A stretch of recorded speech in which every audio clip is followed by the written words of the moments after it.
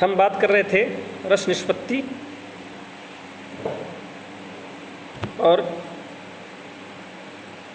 रस निष्पत्ति सिद्धांत की व्याख्या, और हमने सबसे पहले इसमें बात की थी कि भट्ट लोलट ने रस निष्पत्ति के दो शब्दों की व्याख्या करते हुए उत्पत्तिवाद सिद्धांत का प्रतिपादन किया।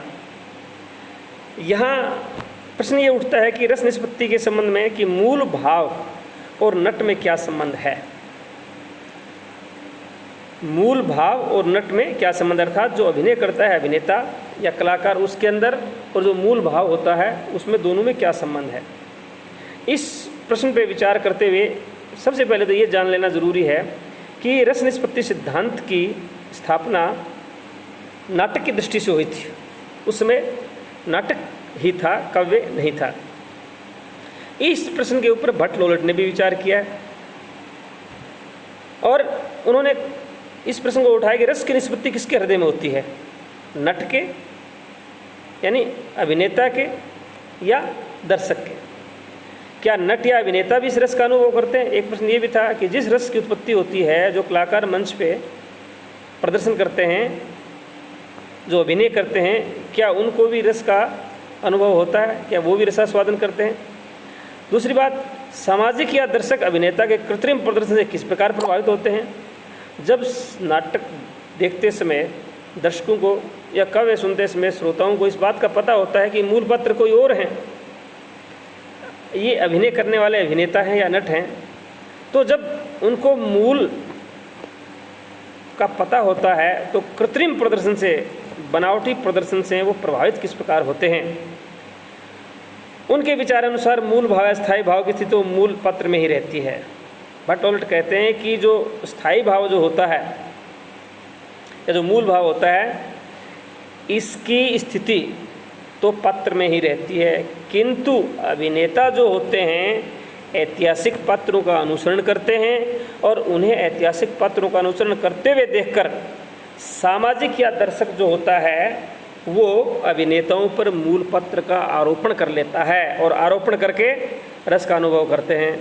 उनको पता होता है लेकिन अभिनय करता हुआ देख करके वो ये मान लेते हैं कि हाँ ये ठीक वैसा ही कर रहे हैं, जैसे राम को जानते हुए भी रामलीला में राम का अभिनय करने वाले अभिनेता के ऊपर आरोपण कर लिया जाता है कि हाँ ये राम ही है। इसी प्रकार से अभिज्ञान शाकुंतलम नाटक में दुष्यंत और शकुंतला का अभिनय करने वाले पात्रों के ऊपर आरोप कर लिया जाता है कि हाँ ये वही हैं, और आरोप करके दर्शक या श्रोता जो है वो रस का अनुभव करता है। लोलट के इन निष्कर्षों में स्थूल रूप से अनेक दोष दिखाई देते हैं। अगर इसकी व्याख्या की जाए या इसकी समालोचना की जाए तो लोलट ने जो ये निष्कर्ष निकाले हैं ये दोषपूर्ण हैं। पहला तो ये है कि ऐतिहासिक पत्र अभिनेताओं के सामने प्रस्तुत नहीं होते। किसी भी नाटक का अभिनय करने वाले जो कलाकार होते हैं वो मूल अभिनेताओं को या मूल जो पात्र होते हैं उनको कभी देखते ही नहीं हैं। जैसे हम बात करेंगे रामलीला की, तो रामलीला में राम लक्ष्मण और सीता को किसी ने देखा ही नहीं, तो फिर ऐसी स्थिति में वो मूल पात्रों का अनुकरण कैसे करते हैं। जब उन्होंने उनको देखा ही नहीं, वो पहचानते और पहचानते नहीं हैं, तो अनुकरण कैसे करते हैं। जैसे राम का अभिनय करने वाले अभिनेता के सामने स्वयं राम प्रस्तुत होते ही नहीं, जब उसके सामने राम प्रस्तुत है ही नहीं, जब पत्र के सामने सीता प्रस्तुत है ही नहीं, लक्ष्मण है ही नहीं, दुष्यंत और शकुंतला है ही नहीं, तो फिर वह उनका अनुकरण किस प्रकार करता है, उनकी नकल कैसे करता है।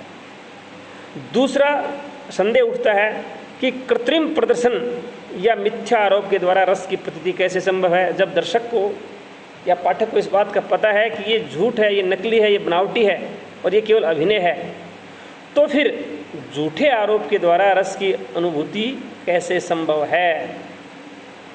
एक उदाहरण देखिए कि जब हम रस्सी को सांप समझते हैं तो भय की अनुभूति होती है। अंधेरे में हमने रस्सी देखी तो रस्सी को हम सांप समझेंगे लेकिन भय की अनुभूति होगी। लेकिन वही रस्सी जानबूझ के अगर हमारे पैरों के सामने डाली जाए कि लो ये रस्सी पड़ी है और इसको सांप समझो या इसको सांप मानो और डरो, तो शायद भय की अनुभूति नहीं होगी। इसलिए नाटक में कृत्रिम पात्रों के कृत्रिम आरोपण से रस की अनुभूति किस प्रकार संभव है, ये प्रश्न भट्ट लोलट की व्याख्या के सामने उठा। बहुत सारे व्याख्याकारों ने यह प्रश्न उठाया कि कृत्रिम प्रदर्शन से आनंद या रसानुभूति कैसे हो सकती है। इस प्रश्न का निराकरण किया जा सकता है।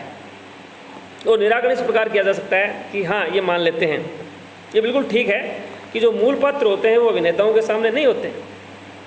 राम आदि, अभी शकुंतला दुष्यंत आदि जो है वो मूल पात्र होते हैं, वो अभिनेताओं के सम्मुख नहीं होते, किंतु वे कल्पना के द्वारा इनका अनुसरण करते हैं, मानते हैं कि उन्होंने ऐसा ऐसा ऐसा ऐसा किया होगा। काल्पनिक चित्र या काल्पनिक उनकी छवि बना करके उस प्रकार से वो करते हैं। वे अब वो काल्पनिक छवि कैसे बनाते हैं? तो काल्पनिक छवि इसलिए बनाते हैं कि वे मूल पात्रों का अनुसरण कवि की अनुभूति से करते हैं। अर्थात कवि किसी पात्र को जैसा दिखा देता है, अभिनेता या अभिनय करने वाला कवि की अनुभूति का अनुसरण करता है। कवि के, या यूँ कह सकते हैं कि वो कवि के माध्यम से मूल पात्र से साक्षात्कार करते हैं। कालिदास के अभिज्ञान शाकुंतलम की हम बात करें तो कालिदास ने अभिज्ञान शाकुंतलम में दुष्यंत और शकुंतला का जिस प्रकार का चित्रण किया है, उसी चित्रण को अभिनेता स्वीकार करेगा और मानेगा और उसी रूप से अभिनय करेगा। दूसरी बात या दूसरा आरोप उनके ऊपर यह है कि मिथ्या आरोप से भावना की अनुभूति कैसे हो सकती है।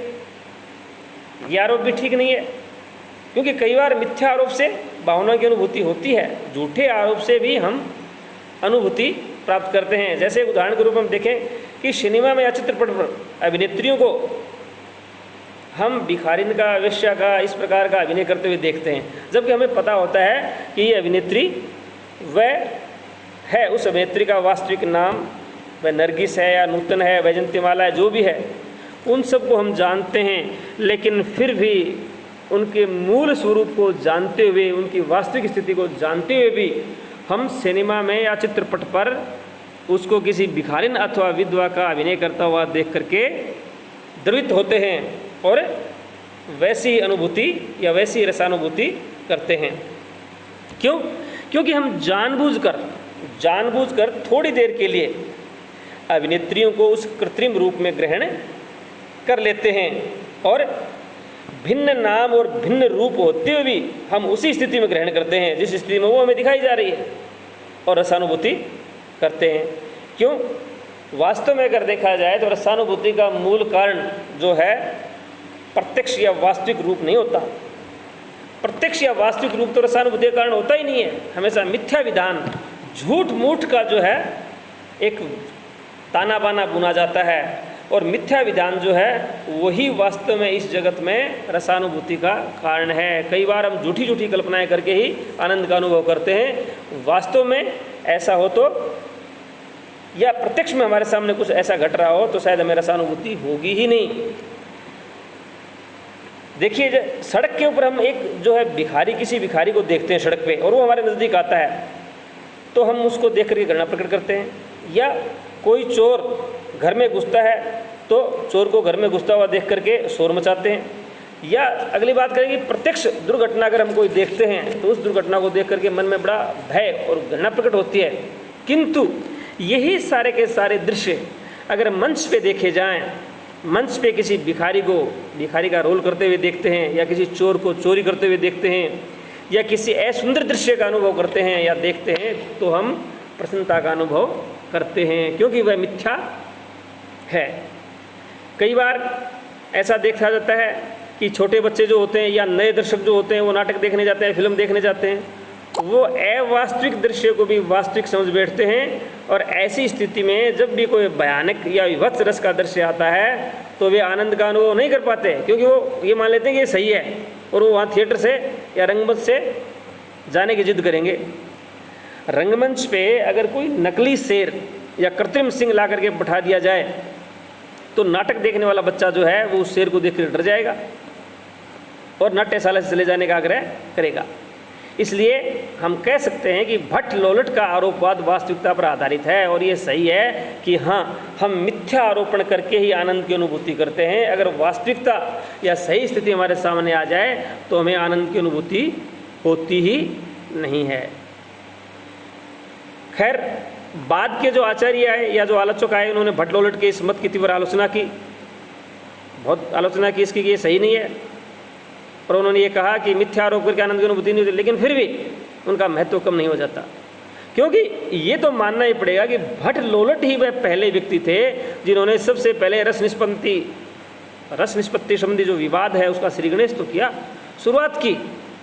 और उन्होंने रस सामग्री का विश्लेषण करते हुए उसके जो विभिन्न अव्यय हैं, विभाव, अनुभाव, संचारी भाव, इनका क्रमिक महत्व निश्चित किया कि कौन सा पहले होता है, कौन सा उसके बाद होता है। और फिर रस निष्पत्ति की प्रक्रिया में उन्होंने विभाव, अनुभाव, संचारियों का, इन सब का योगदान स्पष्ट किया कि किसका क्या योगदान है, किसका कितना योगदान है। रस निष्पत्ति की प्रक्रिया में उन्होंने 3 रूप, उत्पत्ति, पुष्टि और व्यक्ति की कल्पना करके इसको सरल बनाया कि उत्पत्ति होती है, फिर पुष्टि होती है और फिर अभिव्यक्ति होती है। भावानुभूति के 3 संस्कार कि भाई अनुभव आप कैसे करते हैं, उनके 3 संस्कार, मूल पात्रों की अनुकृति, मूल पात्रों की नकल, अभिनेताओं की अनुभूति और सामाजिक अनुभूति के पारस्परिक सूक्ष्म अंतर का भी निर्देश सबसे पहले भट्ट लोलट ने किया कि वास्तविक भाव कहाँ रहता है, फिर जो पात्र अभिनय करते हैं उनकी अनुभूति कैसी होती है, फिर उन पात्रों को अभिनय करता हुआ देख करके दर्शक अथवा पाठक की अनुभूति कैसी होती है। ये सारे के सारे सूक्ष्म जो अंतर हैं उनको सबसे पहले भट्ट लोलट ने ही हमारे सामने प्रस्तुत किया। अब और उसके साथ साथ रसानुभूति का आधार प्रत्यक्ष रूप विधान है अथवा अप्रत्यक्ष रूप विधान, यानी हम प्रत्यक्ष किसी चीज़ को देख के रस का अनुभव करते हैं या मिथ्या रूप को देख कर अनुभव करते हैं। इस सूक्ष्म अंतर्दृष्टि को भी सबसे पहले भट्ट लोलट ने ही हमारे सामने रखा। अतः इसमें कोई संदेह नहीं कि भट्ट लोलट का मत जो है वह पूर्ण न होते हुए भी महत्वपूर्ण जरूर है।